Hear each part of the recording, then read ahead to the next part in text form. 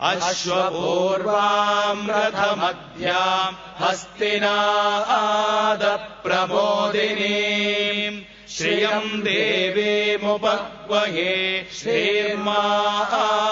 देवेजुषताम् कांसोऽस्मिताम्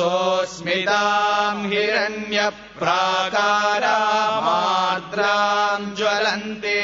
तृप्ताम् तर्पयन्ते पद्मे स्थिताम् पद्मवर्णाम् तामिहोपह्वये श्रियम् चन्द्राम् प्रभासाम् यशसा ज्वलन्तीम् श्रियम् लोके देवजुष्ठामुदाराम् ताम् पद्मिनीमीम् शरणमहम् प्रपद्ये अलक्ष्मीर्मे नश्यताम् त्वाम् ऋणे